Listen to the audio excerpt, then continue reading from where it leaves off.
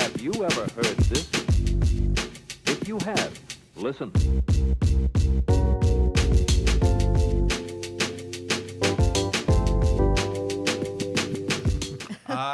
Samantha Anne back with us on the podcast. Here I am. 71 this is, and thanks for coming back. This is a proper episode because we haven't actually had a proper episode with you. We had you briefly in for like a promo, and then we did the fashion show with y'all. But you were very. You had your hands were full. Oh yeah. Directing over 100 people is a lot of work. You know, kudos to you though, because that's one of the things I really respect about you is that you do that. Like that you're able to just making this fucking shit happen. Like I swear, like even just with him and I and like get the booking whatever guests, it can be a nightmare. So it's like. The more people you add to the mix, to be coordinating that many moving parts is impressive, and I want to give you the kudos for that because I'm the oldest of 10 kids. Shit, I did not know that about you. Wow. Yeah. So I'm used to navigating and coordinating directing with a lot of folks. Fucking baseball team. Yep, a family. And you got a relief or a pinch hitter. That's or I guess if you're the coach and then you got the team, you know, right there you got the 9. That's wild. So what is the age differential for you for you? I'm curious on that. And my siblings, from you to your like youngest. So I'm 42 and then I have 3 younger siblings that are closer in age with me, about 2 to 3 years, and then I have a sister that was born in 92, so it's 8 years. My sister was born in 91. And then I have some siblings that are 26 and 25. Okay. And then I have 2 adopted brothers that are 20, 21. Wow. Yeah. That's a lot of siblings. Oh, and then I thought I had a lot. Yeah, my dad got remarried and has 2 kids. Yeah, yeah. I was gonna ask if it was like any like half siblings or if it was all same parents or anything. Yeah, adopted. You know, it was part of it. I was shocked that my parents adopted kids after she had so many. Were there children in the household when they adopted? Like, did they have kids that are like younger than 18? Yeah, they did. But for me, I was I'm already an adult living my life, doing things, and I was like, wow. How am I going to have relationships with these people? Yeah. You guys live in Kyle, and I live all the way in North Austin at the time. Yeah, well, and it's like everybody's got a life to live and busy, and you know, it's crazy because time will fly by, and you're like, oh man, I haven't seen this family member in 2 years or whatever. It's like, it's hard. I was gonna say though, I think are you the oldest as well? I'm the oldest of 3. By the way, I'm hearing feedback. Are you hearing like that? a little static thing? Are you hearing that? Yeah. Is it just me? What do you know? I'm hearing. That's not normal, right? I'm like, it sounds like room noise. It's weird. It is weird. I'm like, I feel like. Hold on. I'm gonna try doing this little thing. This is where we're testing out Kai's producer acumens. Seeing where the problem lies. There's some sort of. That's. I'm like, if it was just me, but it's like it could be. Sam, speaking to your mic. Hello. Hello, that's you. There we go. I lost it there. Okay, there it is. Whatever that was okay, but can you crank me actually back up a little bit on my gain because now I'm a little too low. Keep going on my. I don't know what channel I'm in. I'm 2. 2. There we go. 2. There we go. Okay, that's a little too much. Down a tad from there. There we go. Okay. Sam, you're good on your. Are you good? Yeah, awesome. I can hear perfect. Okay, now I'm sorry. That was bothering the shit out of me right now. I couldn't tell if that was just like weird noise. We figured that it thing out. going, but hey, we're on the move. Anyway. You're the oldest? I'm the oldest of 3. And you're the oldest. Yes. I think birth order has a significant amount to do with like how your personality is, like just the type of person that you are, because it just dictates so much of that early life of developmental life, you know, where you're the things that are programmed in you from that, you know, early age to where you're right. I mean, we have a sense of responsibility and have to be the responsible ones. Yeah. And there's no giving up being the oldest. Yeah. Well, anything. And you know, some people, you know, will like not want that, you know, role, not like run away from that role. My brother. But some people embrace it. It sounds like you embrace it in terms of just being the oldest and like, because Yeah, I mean, like I would say that like my older brother, because I'm second out of 4, and it was this like competitive nature that came with him that I always like was like, I want like my big brother to like say I did a good job, or like get his, you know, approval. That's important. And, you know, you want that. And so to feel like there's a competitiveness coming from that, it was like, it sucked. I don't know. It's not like I talk shit about him on the podcast ever though, or anything. No. But like, yeah, it's his birthday today. Oh, so happy birthday. Happy birthday. Bro. Hey, Trey, happy birthday. Happy birthday, Trey. Fucker. No. But like, it is one of those things where, you know, you can be that older sibling, which is like a thing that, you know, like you might have to be the guiding force or whatever for your siblings. They don't always listen. But, they don't. You know. Well, sometimes you're like, I can tell you what you need to do, but you're not gonna do it anyway. Yeah. So you just have to go fuck up, and then you're gonna come back and you're like, you were right. And I'll be like, no fucking shit, Sherlock. Yeah. You know, like, where's my Jeff Goldblum meme? Right. Boy, do I hate being right all the time. I feel like that's happening to me right now, currently, with one of my siblings. Yeah. He's so fucking talented. Well, when you got 9 of them, you're bound to have some.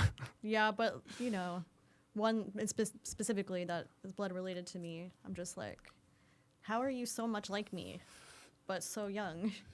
Like, I've made all of the mistakes, you know? Yeah. And it's, I mean, some people will, if the person is a like old soul, maybe they'll look at their older sibling, like in your shoes, and be like, I think she's worth listening to because like she loves me and she's not going to like try to come at me and do me wrong. She's going to try to like give me advice that would be helpful, you know? So, cause that's what it is. It's like, if it's from your family, you would think, hopefully. Yeah, hopefully. But yeah, but also, and I would imagine like with what you do with Lux, I mean, like Lux Art, it's like a lot of the skills you learned as a child to be that adult, be the, you know, oldest and the leader of so many come into play there. Yeah, right now I'm working with a lot of the youth, and I don't know, I feel like it's so lost, like with our generation and their generation, about like respecting your elders. It sounds like an old thing to say. We've had these conversations before. Big time. But the lack of respect is definitely happening, and also you know, just delusional about what it takes to get from point A to point Z, and the work that you need to put into. Like, it doesn't happen overnight. Like, you need to work for it. Yeah. What is it? It's from the Bible. Don't cast pearls before swine. It's like if you try to give somebody something that is the right, coming from a good place, and they're not gonna take that. Right, and then they might smear you all over social media. Yeah. Oh, I wouldn't know. Which is a little insane. I wouldn't know anything about that. Yeah, right. Yeah. No. You know, but that's the thing too, is that if that shit happens, I think that, you know, and we've known each other for a little while, and it's like character will win the day. It definitely outshines any like drama or rumors that people try to create. It's like, this will be a minute of this, and then, but like fast forward a year from now, 2 years, 5, whatever. I truly believe, like, you know, doing right by people and being a good human, or at least trying to be a good human being, even if it ends up getting you fucked over on some occasions, which I've certainly had my share. It's like, you still, in the end, it's like the air behind you is clear, and the relationships you are building are going to be built on something that has like substance. You know, it's not. That's why that word integrity is so important to me. You don't hear that word mentioned a lot. I said that in the last time, whenever I had that event at the courtyard, I was like, integrity. It still has its worth. It should be more popular. Right. But it's like, when you're in a game where oftentimes fucking someone over can be a beneficial thing for you, like to step on someone else for your own gain. Right. And there are people that will do that, and they'll succeed at that. Yeah. Sometimes you're like, when's this gonna catch up to this person? You know, but I still believe, no matter what you do, like the type of things you do, the type of person you are to others, ultimately, like the fruit that, or maybe I shouldn't say fruit, lack of fruit, will bear eventually from doing that, because you're like it's like it's being utilitarian about like people, like you're just an object to use for a means to an end. I feel like in this world everybody is kind of friends with somebody or has somebody in their life that they're like, you know, like your friendship, you get something out of that. You know, people that want to collaborate with you, they're getting something out of that. Yeah. And I think that it's like, I think that relationships, it is a thing you get. But I think that, like, to me, a great relationship is one where both parties, like, gain, like, there's an enhancement from both sides. Right. And I definitely, like, when we did the LuxeArt thing, it felt like that. It felt like this is a great opportunity for us to get outside of our box, outside of our box. Yeah. But also, like, hopefully for you, for anyone that we might be able to spread the word on what y'all do. Yeah. Because that's where it is. And it's like, yes, I think it's natural for that to be a thing within a relationship. But it's like also if you don't care about the person, like it's not just the thing they're doing, but the person doing the thing, like that's where I think you're going to get, you know, you get messed up. Because for sure. Then it's like, oh, it's just about this. Yeah. You know, thing. What are you doing? And that's the LA stink. Yeah. Sorry, Kai. Yeah. It's definitely around here. Not you. No, definitely you. It stinks in LA for that reason. Yeah. Dude. I've mentioned it before, but a huge part of why I left was like the commodification of everything. Like everything felt like a product that you were supposed to buy into, and networking was all transactional. There was no real, like I didn't see a potential for like real relationships to form. I honestly feel like that's how things are becoming in Austin. Like there are so many groups. Like why do we need so many? There's so many people that call themselves producers and they never produced anything. DIY, don't make their actual flyers. All of it looks grainy because they're all using AI, which I use AI for some things, but we've covered that only topic. what we need. We have. Ad nauseum. We don't need to go back to that. I'm like, we don't. I'm also nauseated about that. Yeah. Yeah, it's but it is like one of those things that you're right. There, the people out there that are, I think authenticity will be, because to me it's like, when you've been around fake people, right? You know what I mean? Where you're like, oh fuck, like I can tell right away. I'm just like okay, bye. I can't. Like, oh, this whole time, okay. You know, where I don't feel the desire to be even entertaining it in my life, where even in a capacity of I'm just socially around it. Like I just like agreed with you. Like it's, hey, do your thing, but like if you're not gonna be a real human being here, and you see those people out there where they're, you know. They see themselves as the center of their own world, and I think a lot of that comes from a desire to be like solely your own, not wanting to collaborate and doing it all yourself. Right. Which in reality, you and I know this. You know this. Like, there's nothing that you can do to get successful without working with other people. Absolutely. You have to collaborate, and so many people have it in their mind that.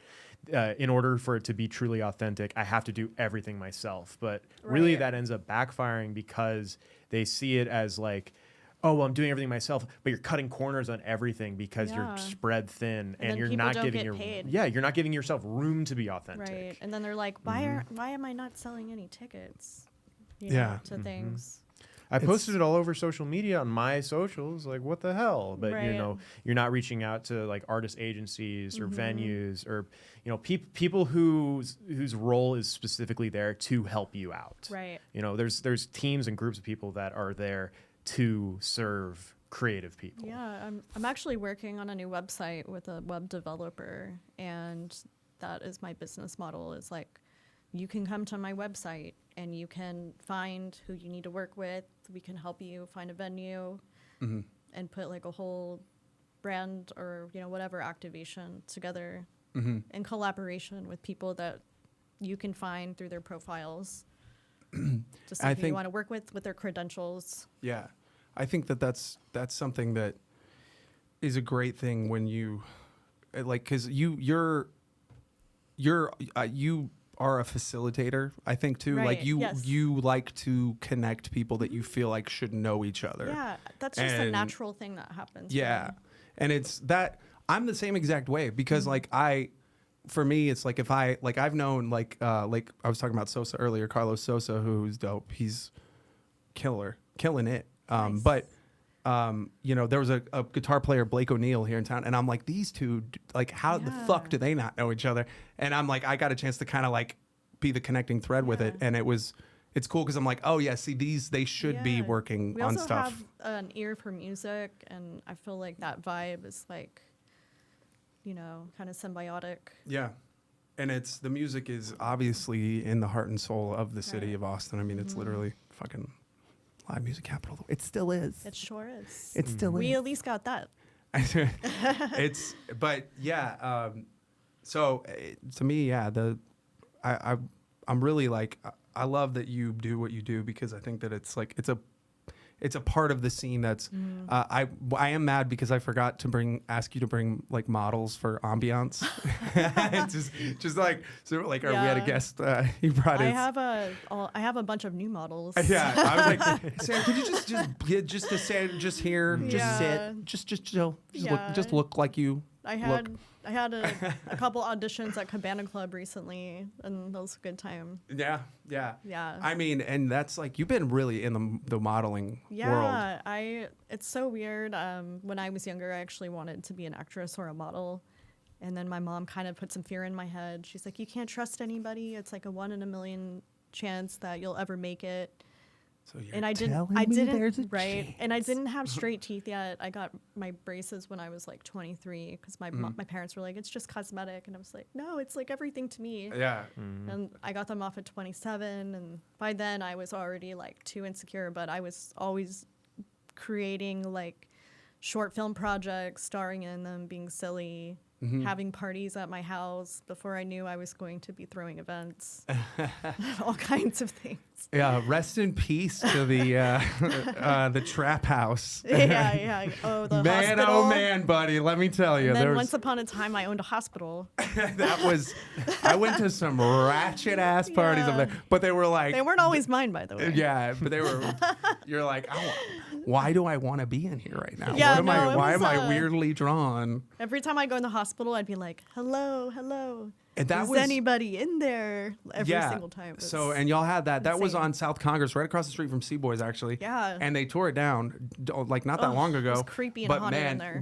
I would walk through the fucking corridors of this shit like at night, and it was like an old mental, or I guess old folks, or maybe it was both. So it was. It's over 100 years old. It was like a hotel, then a brothel, then we missed the good era. An old folks home, hospice. And that's when it got real fun. I remember when I got the okay to be inside, and so it was weird. I was with some friends and I walked by and like this wet floor sign just flies out and almost hits me, and the security guy was like, "That wet floor sign has been in here for months. Yeah, it's really odd that it just like flew out and almost hit you." And we had a lot of weird. Some fun afters. There were definitely some you threw some there. I mean, we were the #1 after hours club. What when we're Austin? It was like what's everybody doing?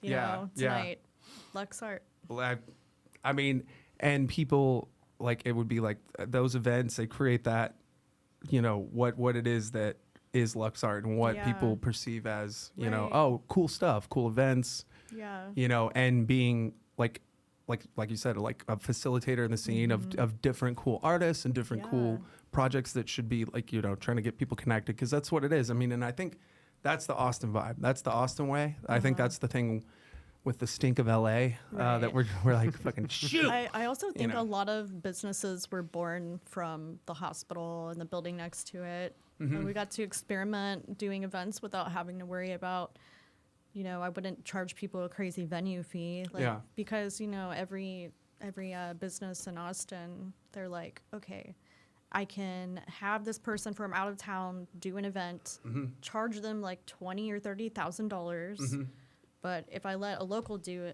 an event, it's a risk to me, and I'm not going to get that money, right? You know, and people are like starting to rely on that, and it's hard. It is. Well, and it's if you don't know someone. You know, you got to start from the bottom and pay up. Yeah. And then, you know, create a like working proof of concept, so to speak, Right. like Yeah. of what you're doing. So, you know, people see like, oh, this is what we do. This is how Right. we do it. You So know? yeah, having those spaces, it was awesome because I wasn't worried about how many tickets I was going to sell. But we did a lot of really cool events, and I worked with a lot of amazing producers. Mm-hmm. Yeah. Yeah, I had some fun at some of those, man. That was a fun time. Yeah. Like, it's like, and it's crazy just because Do you know Austin's changing all the time. Do you know Darius? Comedian. Yeah. Mm-hmm. So I forget what comedy place I went to. It was somewhere close by. And I'm sitting in this room, and I noticed that I know like 10 people in this room. It was like really odd. We're all in the room together. Mm-hmm. And then Darius starts talking about this party, this after-hour sex party he went to. And I'm sitting next to Lou, and I'm like dying. Lou! Because I know he's talking about my party. And I was at home, and I was just worried about my employees. Like, You're like, there's the person that was like having the party was like running around like a little short Napoleon, yelling at people, and I was Yeah. like, "You got to calm down, bro. get off the It's gonna be stripper okay." pole. But yeah, Darius, he was like, I think Jamar invited him. Jamar, neighbors. Yeah, Jamar yeah. neighbors lived in the hospital. Yeah. He made some of his coolest art in there. Yeah, no. I mean, it was like a little commune for a minute, and then Yeah. they came in. And the man had to take it down. Came down on Yeah. y'all. But it's like, yeah, and also what you were doing too with like the warehouse, and you did like stuff that you put on there with like Yeah. bringing local artists in and letting Yeah. them showcase stuff. It's kind of almost like my granny was an artist, and she used to do art. Like that used to be like in the Aw. summer we would go, or in the springtime we'd go. She'd do the Starving Artist show on the Yeah. Riverwalk in San Antonio. That's So like great. help her set up her stuff, but it's like Aw. obviously like a microcosm of that because that was a huge Well, thing. yeah. But it's like that's what you're doing is you're creating those venues for the artists to get their stuff out. Also, like all the residents that lived in the area, like some of them rented spaces. And so it really helped not only get some of those artists off the street and have like a little bit of help because everything is so expensive right now with rent and studio rent and all that. Yeah. But I feel like it really brought the community together. Yeah. No, and the artists are getting priced out of Austin. They are. That's- It's sad. Yeah. I mean, That's- I haven't sold any of my paintings in a while. Yeah. And I think my art's pretty good. I mean, yeah, and it's like that's one of those things too. Like it's like you create and you just like when you create something, it's like you can't even create it with the idea of selling it either. It's Yeah. just got to be coming from a place that's like an emotional place that you're tapping into, Right. and then letting it just be what what happens. What happens Yeah. happens rather. Sorry, you know, Yeah. versus like because that's one of the things with this too. Like, and you're doing a podcast or helping with a podcast. Yes. Yeah. Midnight Debrief. Yeah, I just started working on the Midnight Debrief. Disclosure Day is just came out too. Yep. We're Disclosure Day. talking about that. Yeah, I was supposed to watch it. But You haven't I have seen it not yet? yet. I haven't gone to see it. I heard it was, fucking Spielberg. It's CIA, man. 2.5 hours. Fucking CIA psyop. Yeah, Dude. bringing everything back to religion. Which, Well, it all feels too fucking convenient, is what I'm just saying. It's like this bullshit. It's like because they've been releasing all this alien shit. I also like the new word of the year is plasmoids. Plasmoids. Yeah, which is like energy from plasma, and that's like all the orbs that people have been seeing out in the sky, which I actually thought I saw when in Did Costa you see Rica. the Miami shit? That is weird. With the tall aliens? The Miami thing, yeah. I don't know They're- if that's real. But let's play this first. Like, what Okay. is that one the good one to play? The first one or the Men in second Black one? The first one is the intro they just made for Men in Black, which I love because it's a skit. But is the other one just more of like for the actual podcast, or is there So this little doll right here, the doll? yeah, Okay. click on, or the one underneath it even is cool. Yeah, click That on one? that This one one here? actually. Yeah, Oh, that is a weird image. yeah. So it kind of goes into, if you think about 3D, right? We live in a 3D universe or perception, consciousness. And then we start talking about 4D, right? And then we start talking, so there's different elements to it where it unlocks different aspects of the fabric of what we know. Shit. Dude, that's already bending my mind a little. Yeah, 1D to 2D to 3D to 4D. What's next? Yeah. Isn't the fourth dimension time? Isn't that it? Is it? I think so. Yeah, but what about gravity? Where's gravity playing here? Because I feel like the whole thing with they're saying with fucking what's his face, what is his name? God damn it, Bob Lazar. Oh yeah, Bob is Lazar. just like manipulating gravity, like things they can do to manipulate gravity. Yeah, let's which see is, it. I mean, like according to him, it was so far advanced, which it obviously would be, that like we didn't have the ability to even reverse engineer it. So I guess the only way that could happen was if the aliens came down and were like, hey, we're gonna show you how we make our shit if you Right. want to make this, but you have to let us eat babies. And they're like, all right, that's fair. How many babies are we talking? They're like, we need thousands of babies a year. Knowing they're us, like, we would enslave them. Yeah. what do we talk about? Dead babies, buddy.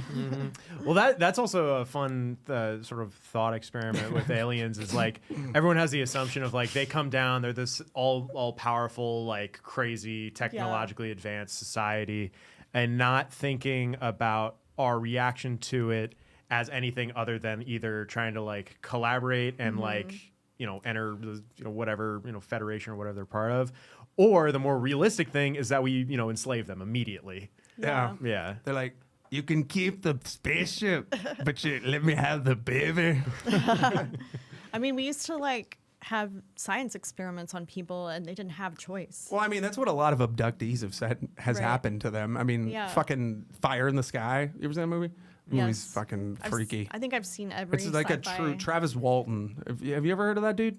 Fire in the Sky. Fire in the Sky. No. Travis Walton. This is a true story. It happened in Arizona in like the 70s, and this dude. They made a movie about it in like the 90s. It's like one of the scarier. It's a little cheesy. The aliens are a little cheesy, honestly. But like, go to YouTube, pull up the trailer because this is a great alien movie. It's like, but this is literally all truly happened, right? Everything that they said, the guys that were with him, because he was with a logging crew out in the sticks in Arizona, and they were coming back at like dusk, and they see this red light over the like horizon and come up, and homeboy gets out. Yeah, just go to is there a trailer? I think Yeah, this official one here, trailer. yeah. Yeah, just click on that. It's only a minute Oh my long. god, that looks spooky. I like to look at whatever practical effects they got going on there. Bro, this is fucking this movie scared the shit out of me when I was a kid, dude. Fuck. I think I need to rewatch How it. does it think? What makes it move? Why does it breathe? Fucking chakras, baby. Questions anyone would ask about a man if they'd never seen one before. So for 5 days, a man was borrowed.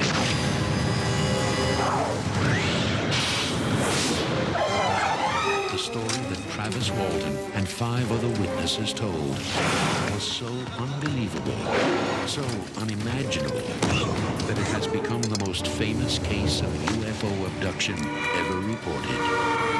Bro. I don't remember watching this one. Fucking shit. Eat.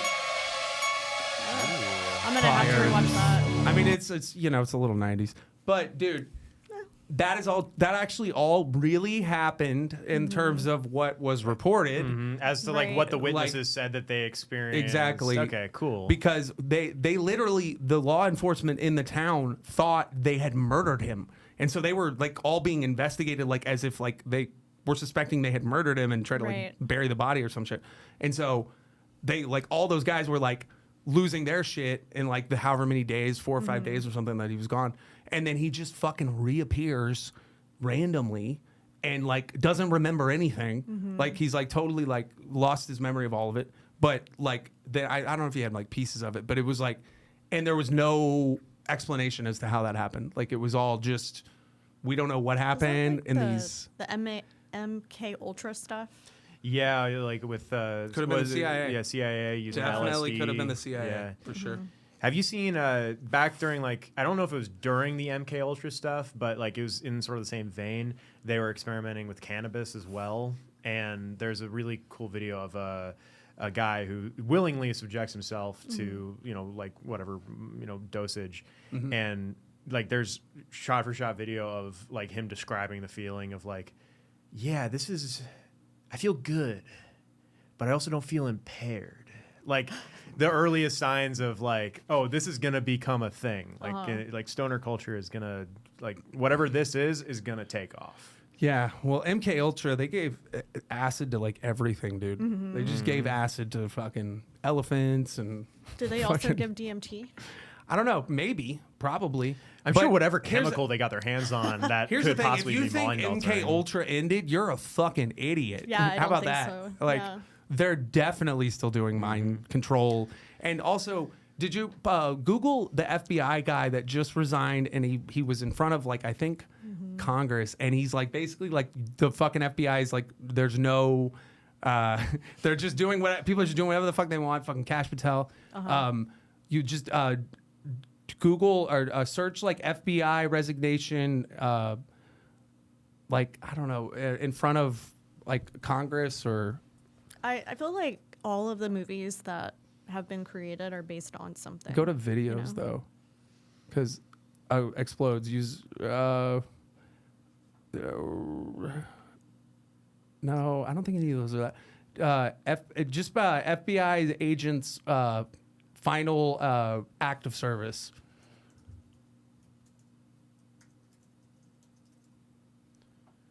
That's what we're trying to find, I think. Videos. Let's see. There you go. This is like, see, they're fucking scrubbing the fucking internet, dude. I swear to God, they are, dude. Yeah, I'm it's sure like they it's are. legit. Here it was a guy just railing on the fucking FBI that's literally was in the FBI that was like resigning, I guess, and basically saying like they're just doing whatever they fucking want. There's no regulation. There's no and it's true because they are because. All you gotta do is look at fucking Erica Kirk and fucking the Charlie Kirk assassination to see the FBI's Just got a weird crazy shenanigans. demeanor about her that She does, right? I don't like it. I turn it. Like, no. Yeah, and it's not even a political Demonic, thing. maybe, Like you almost. see people both Yeah, like you would say. yeah, on the hard left and hard right, both being like, man, she is a fucking anomaly. Like this gives me the jeebies. Something is off. Yeah. Something definitely is. She seems like I wish Charlie was back. She seems like she's just whoever she needs to be Yeah. in a moment for like the purposes of whatever. She recently she recently did a speech and someone heckled her, and you could see that in her face. She wanted to say something and almost pretend to cry, Yeah. but then she kept her composure and said something else, Wait, which was surprising to me. That's what's so hilarious about it is that like her husband, that was literally his whole Yeah. thing was Yeah. that he is going to have conversations with people that he doesn't agree with all Right. the fucking time. Right. And if one person comes at her that does it, she needs every person to be pro Erica. So when they're like, Yeah. she needs, like, she's great in interviews where there's softball questions and like it's pre-selected, town hall bullshit. And it's like, it's set up for her to win, it's like fish in a Right. barrel, but put her in a situation where doesn't know what's coming at her. She can't handle it. She's not equipped to handle I it. feel like it's not her calling in this life to talk to people. I feel like they're forcing that. Erica Kirk upon us. I think is she's what they're trying to do. She thinks she's forcing herself upon us. That- Yeah, True. it's That's true. coming from her. It Yeah. seems, especially with her position. She's not shying even away. prior Right. to Charlie Kirk's death. Her position at Turning Point and Mm-hmm. how much control she had. Like, there's very clearly like a desire within her to have this Mm-hmm. like public image of like either being like the new Charlie or Yeah. having like that followership, but no one's biting. I feel like that just sets yourself up for failure to try to be somebody that you're not, and to not let people that actually feel that way in their hearts, to not let them speak and her be behind the scenes and do what he wanted her to do. Well, it's clear that she's about is the power. Right. She's about the authority, the being the person. Right. Charlie was that, but it's Yeah. not what he was about, right? Right. He was about conversation. The thing that Yeah. got him there was the fact that he was wanting to talk to people. He was wanting to, hey, you disagree with me? Okay, let's talk about this. What do Right. you? Why do you think the way you do? Okay, let me hear you out. I'll state my case.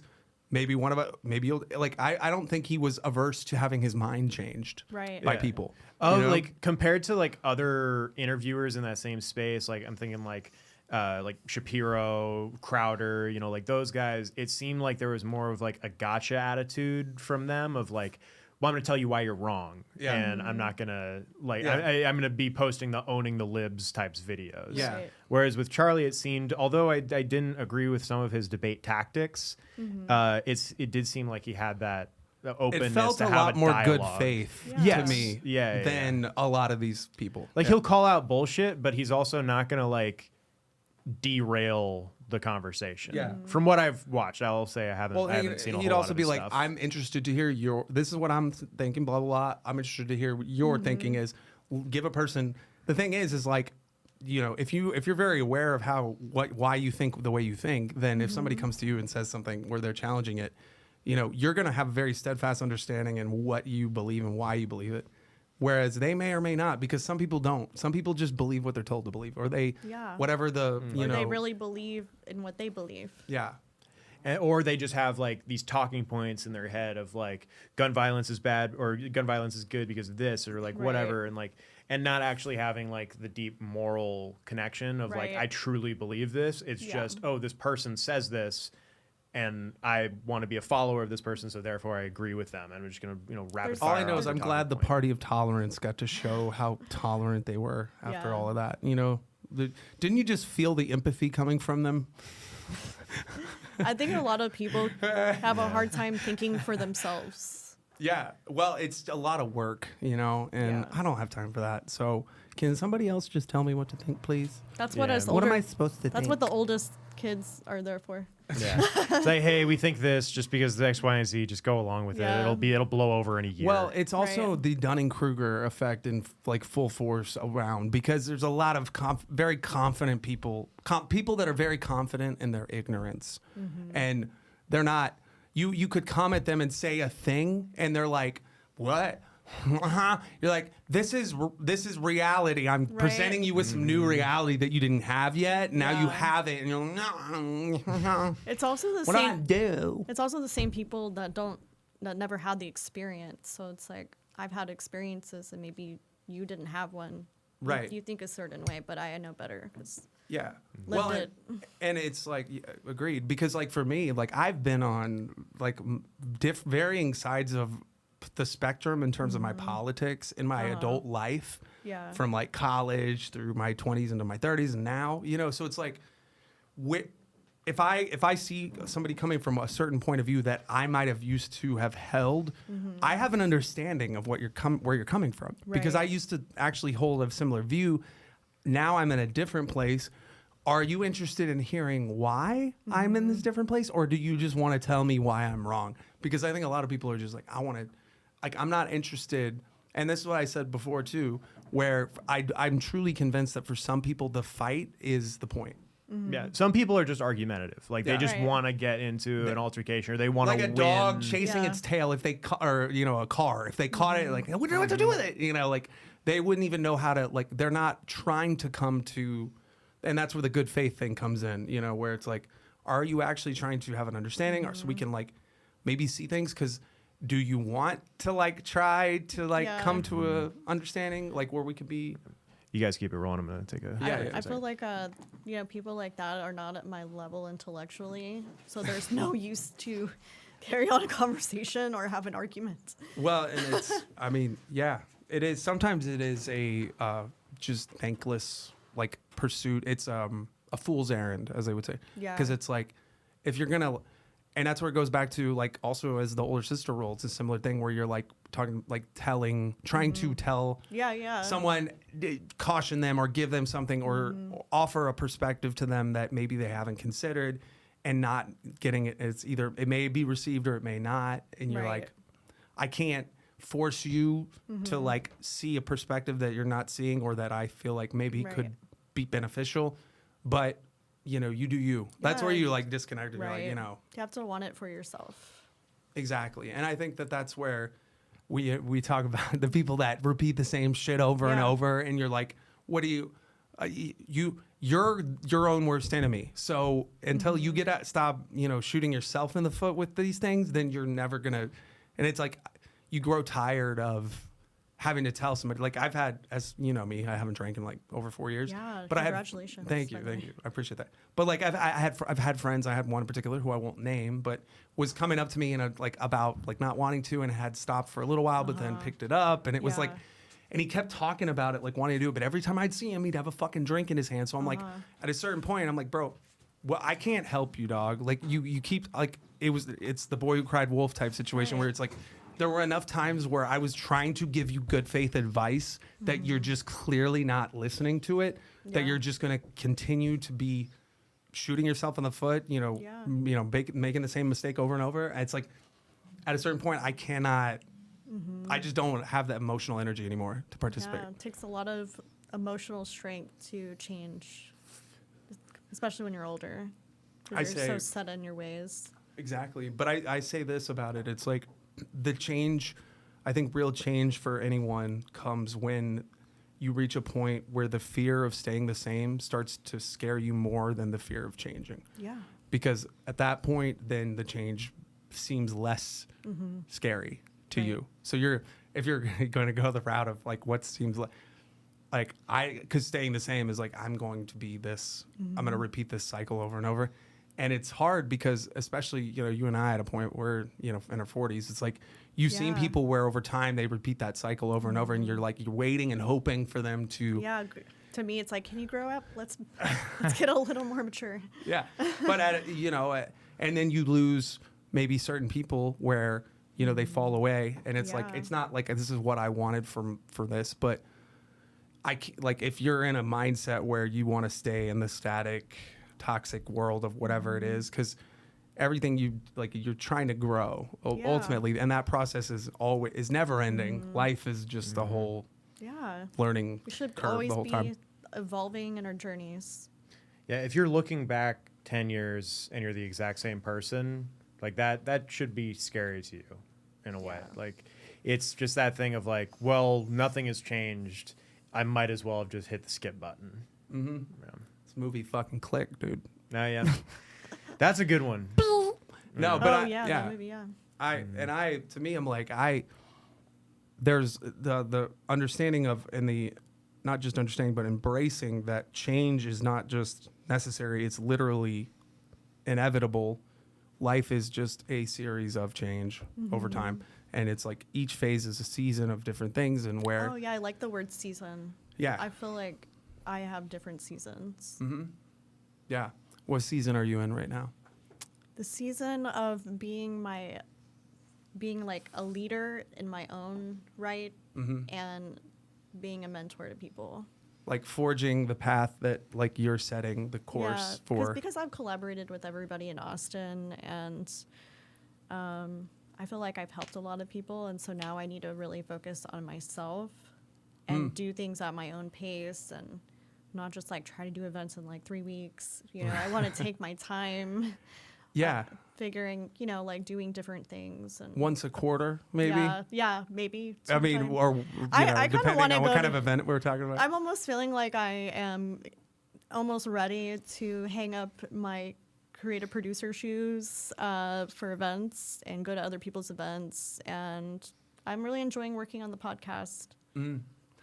Yeah, these are work. But it can be rewarding work if it's to like, me, it doesn't feel like work. It feels like fun stuff. Like I love editing videos. I love helping create them. And I would say that like if I've through the course of this with week in, week out type shit, like I would say that more often than not, it's a labor of love type thing. Yeah.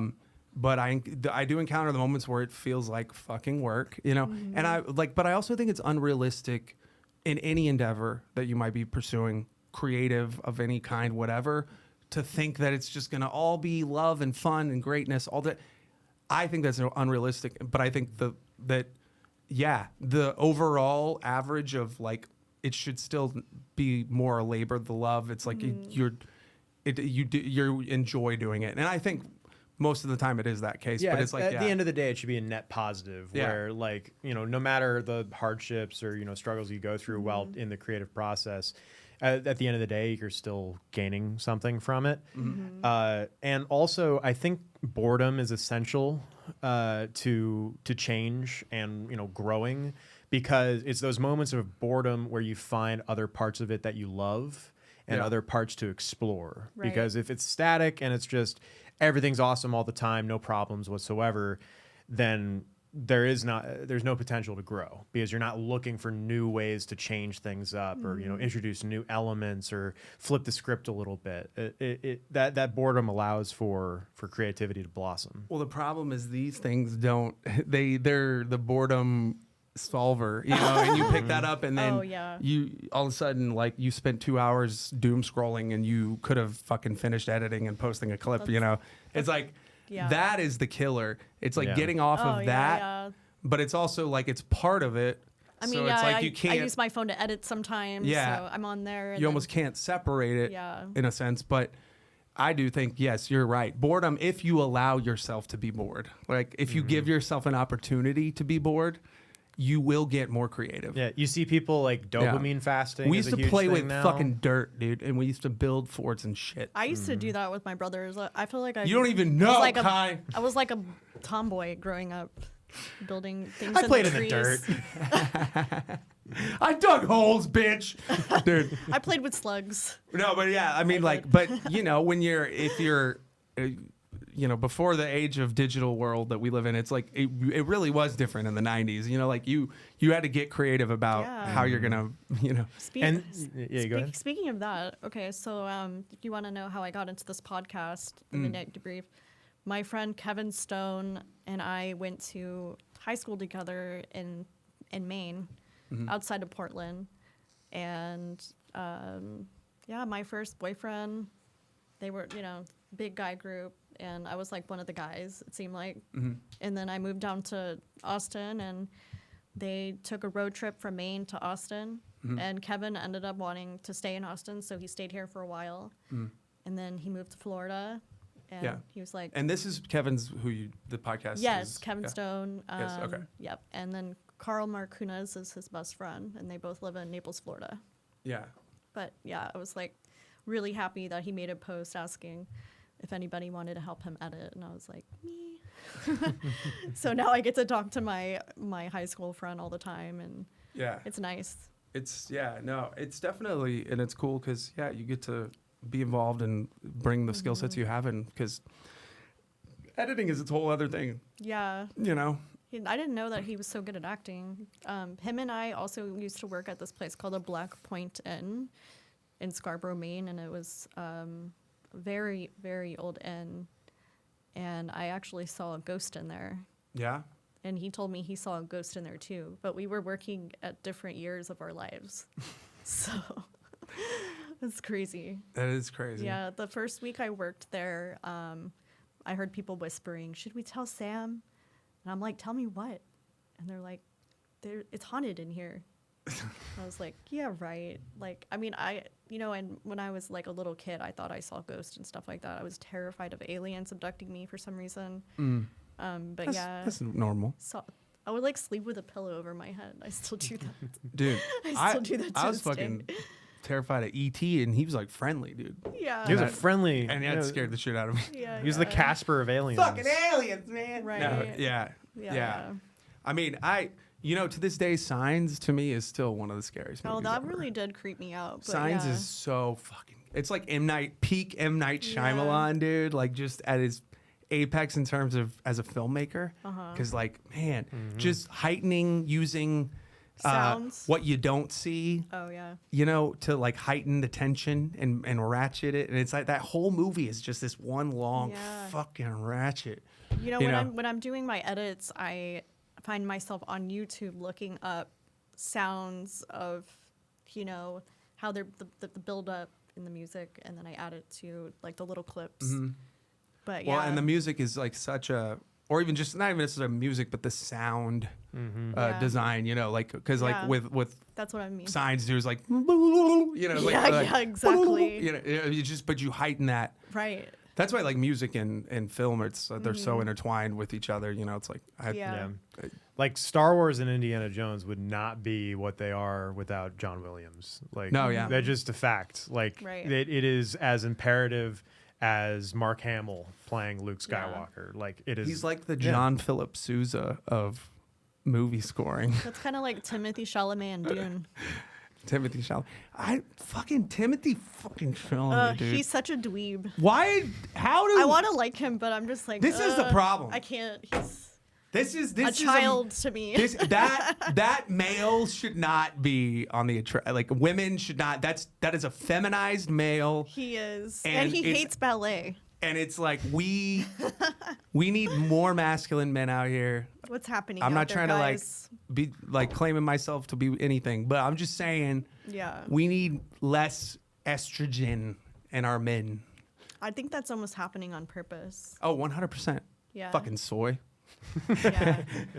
Dude, no, but for real, it's in your it's in the diet, and it's also, you should Google that, testosterone levels in men. In like 100 or 200 years, we're gonna have way less people on the planet. Well, and you see, and no offense to the current company, but you see the feminization agenda of society pushed, where it's like the woman is like the goddess of, where it's like, no, they're just people. You know, we have to come back to where sometimes it's the guy's doing a fucked up thing. Sometimes a woman's doing a fucked up thing. Sometimes two people are doing a fucked up thing. But it's like the idea where I think men have been feminized and like what is a woman and all this shit. It's all to create. It's all communist subversion. It makes it harder being a woman because we're still fighting to have rights right now. Testosterone. I was trying to see if I could find something. Testosterone in men overtime. Comparison is what you should put. Testosterone in men comparison, not overtime. Because it has, I think, dropped significantly. And also like grip strength and, you know, fucking just, but not videos. Go to all. They're LuxeMaxing right now. That's what it is. Have you heard of that? LuxeMaxing, yeah. That guy is one of the... Testosterone levels in men typically peak in their normal, blah, blah. That clav guy, the clavicle guy. Clavicular. Clavicular. Dude, that guy is a fucking loser. That's our new generation coming up. Yeah. It scares me. But then, like, to comparison of generations, type in of generations, because like it, like trying to get a framework. Well, I wanted to say too. I think it's not a broad change in testosterone. Men today have over significantly time. lower testosterone than men of the same age from previous decades. Younger generations are seeing levels decrease by about 1% per year. That's fucking wild. Get your T checked, guys. Well, I mean, it's also a matter of how men present themselves, because I mean, you see people like Timothy Chalamet, that's like on one end of the spectrum, but then same age you see people like Sam Sulek, who it would probably be like the epitome of like masculinity necessarily. Jason Momoa. Well, I'm talking like specifically like He young looks like men. a man Yeah. with big muscles. But like, it's just the feminization of men in general, to me though, has been a ongoing thing, and I think that the lower testosterone goes hand in hand, obviously, with that. And like men, like your feelings are, nobody cares about your feelings, dude. Because we're seeing, I just want to play the other side a little bit. That? So this is, I don't know if y'all have seen him, Sam Sulek. He's a pretty popular workout. Is he one of these fitness guys. LuxeMaxer motherfuckers? That He is that not, is just too no. much muscle. No, he's a full-on bodybuilder. Like he's going for California. I think he won. I think he won the Arnold. Did he? thing. Yeah. It looks like it. What about, so what's a just? is that Arnold Schwarzenegger's son? This guy's not. No. This guy's not famous. No, he's This guy's famous. But you know, Absolutely. Not Timothy Chalamet famous. No. But Not even close. I never. And nobody. I hadn't heard of him. yeah, Arnold Schwarzenegger's. I feel like I'm saying that wrong. His son. He looks just fucking like. He just crazy. won. He just won some kind of competition, and he did he's all like, of his poses. He's literally Arnold in like the 70s. He looks exactly fucking like It's adorable. Sam. It's with or his mistress, his son. his nanny. We got to get to the chopper dinner. I don't know why I know all this useless information. Yo, knocking up the housekeeper, bro. Come on, dog. That's a rookie mistake, dog. Come on. All of the men are doing it. They're all doing it. Hush it. No. Yeah. Wow. I definitely, though, it is crazy to me, the testosterone levels and just men in general being more feminized. And also, I don't think the government minds, because guess what? Like, a more docile male population is going to be far less likely to, rise up in the event But are that they they're going to be being the ones that get us subjugated by the government. How are they going to get us pregnant if they're so feminine? Well, that's what I'm saying. Birth rates are fucking in the shitter. We're not even at replacement levels at this point. They're dropping at high rates. We're not. Yeah, I mean, like, legit. That's real. And it's also like, I think we're gonna have an entire generation of women that are gonna reach the point where they are like, oh, like, I'm just not gonna have a baby, and it's just gonna be like one day, And it's like, and then they're gonna be this whole new thing of like a generation that it's almost like Japan is this, where it's like we're not reproducing, and the whole fear was overpopulation for the longest time. Elon Musk actually said it, and he is correct, whether or not he's the Antichrist, which is that the trillionaire Antichrist. But it's that like it's under like a population collapse is actually more likely, if anything, than a population like being overpopulation. Well, I see it more of a potential like implosion where we just eat ourselves, where there's just so much infighting and separation. Well, yeah, it's a slow process that happens over time. I do want to say, just coming from a 24-year-old here, the idea that Gen Z and like people in their early 20s are fully feminized, I think, is just not true at all. It's a matter of like what's public perception, because you do see like what's considered like the male actor. You see people like Timothée Chalamet, you see people like Tom Holland. Like, obviously those are more like boyish, but also they're like Tom Holland, for instance. He's playing a boyish role. Like, they're extreme people. Like, there are extremes on both ends for sure. Like, I don't think testosterone average inherently Why aren't y'all having impacts, as much sex though? It doesn't directly impact masculinity in a generation. Yeah. But why aren't y'all having as much sex though? Because we're fucking raised on porn, dude. Yeah. See, there you go. That's a huge You're part of it. Burning it all out, dude. Did you say you're 24? I'm 24, yeah. Wow. See? Oh. I'm not feminine. No, I don't think that at all about you. You see this stash? Does this look feminine to you, bitch? No. No, but I just think it's weird though. A lot that your generation is not having as much sex. It's odd to me. Yeah. That is for sure part of it. I think a lot of it comes from how accessible pornography is at a young age, and also and coming up on social media, on an entire coming up with that throughout your life, like, and always having access to like anything at a button, Whereas in my day, bro, we had to like go to channel 99 and then like try to get it where it tuned it, and then you're like, there's a titty, and you're like, and you only got a minute, bro. Or you stole a magazine from the store, and that was, it took work, bro. For me, the worst case scenario was the internet was You had to out. hide a VHS tape. We had AOL.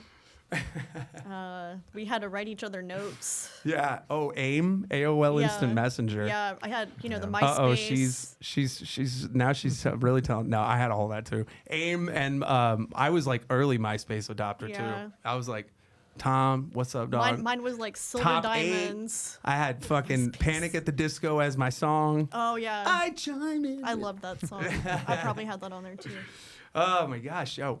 I wish we weren't like, we're pretty close to out of time, I think, at this point. Yeah, we're right at an hour. Go to the pull up well, the I thing. can always come back. No, absolutely. In fact, we'll have to have you back. And next time, I do want models for ambiance. Got you, bro. They're just gonna I think it was a lot of fun coming here by myself. No, yeah. Just like talking about whatever. I think we've been overdue to have you in and just sit down with you. Yeah. To have a chat. So I'm glad that we finally got to have that. Yeah, thank That's you guys nice. for having me. And it's great that you're doing the Midnight Debrief podcast. Yes. So like listen to the Midnight, check that out. It's on YouTube. Friend of Cody Kai. YouTube, Spotify, Apple Podcast, Instagram. Everywhere and now you TikTok, find your podcasts. And did I say Facebook? Oh, Facebook. Yeah. Well, we're on Facebook too. I mean, I generally only get on there when I need to talk to a boomer. But Meta adjacent, And then at the end of the summer, I am producing one of my last shows at a really cool lake house. It's going to be called Vaporwave. Ooh. So it's like a Miami Vice style. I like that type of event. We might have to be out there for that. So I'm really stoked about it. That sounds cool. And nice. That's all I got going on right now. Well, hell yeah. hey, that's plenty to keep you busy. And you can follow Lux Art Agency. Lux Art Agency, Samantha Anne, 512, Yep. right? And then Midnight Debrief. Is it just Midnight Debrief? Midnight Debrief. Yeah, Midnight Debrief podcast. Check it out. Samantha Anne, thank you so much for coming and joining us. Thank you, guys. If you have listened.